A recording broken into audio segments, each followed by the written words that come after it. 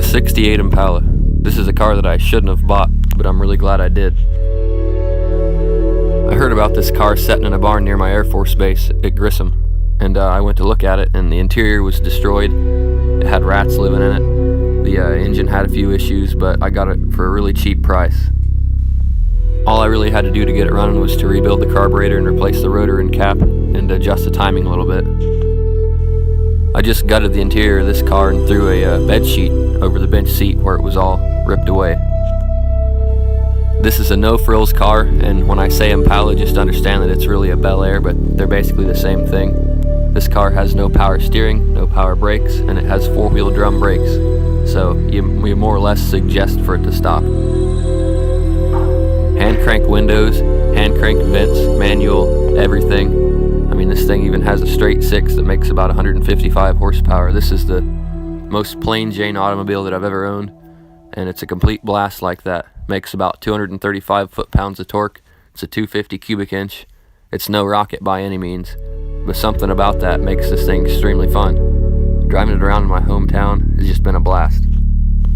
My first car was the polar opposite of this, a 72 SS 454 with a 4-speed and power brakes, and that car is a rocket. But something about this thing just cruising around, not really caring about anything, just not having to worry about stuff breaking on you. Everything on this car to fix is extremely simple, and that's one thing I love about it. I wanted a 67 to make that Supernatural Impala clone, but I couldn't find one, and I saw this come up for sale and I had to grab it.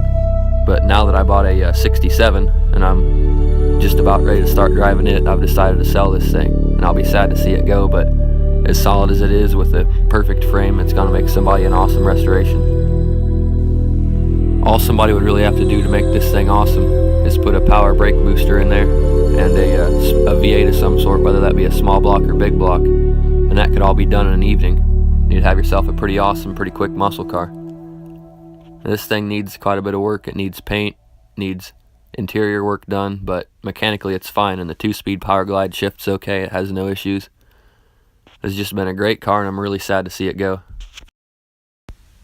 Even after just sitting in a barn with some old tractors for about a decade, this thing still has no mechanical issues, and that really blows my mind, other than the few wear items that we replaced and adjusting the timing a little bit. I mean, I've taken this thing 45 minutes away from my hometown. I drive it around. I used it as a daily during the summer. I'm still driving it in the winter some. The drums are pretty sketchy in the winter, though. I don't want to hit any ice with them.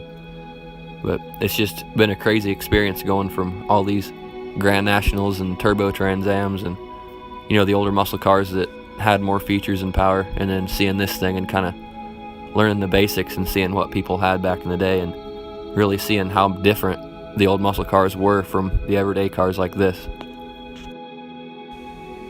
It's really changed my outlook on old muscle cars, seeing that, you know, most people would have had a vehicle such as this with no features. And then on the other hand, you had muscle cars running around, basically the same vehicle, but with a huge big block and power brakes and a 4-speed.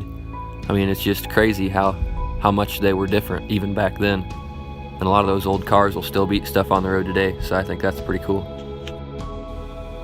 And there's something to be said about the styling of these old cars, the curves and lines they put in them. There's just nothing today that really seems like that. I've got newer imports, and you know, I like a lot of new cars, but as far as just looks, the classiness of the car, nothing can really touch the old 60s and early 70s steel.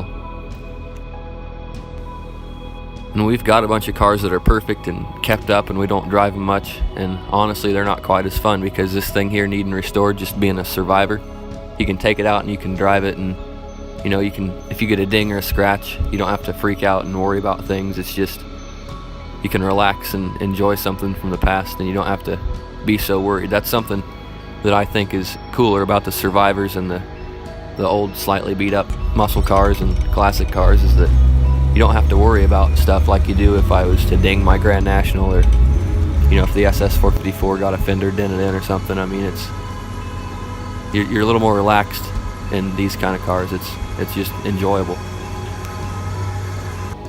I think that I've been blessed to have found this car and enjoyed it so much, and I'm glad that I got to get a friend into these cars. My buddy Cole Greer bought a 68 4-door, so since he's going to be building that up with its small block V8 that's in it, it's like my car is not really going away. I can still see it when I'm working on his with him.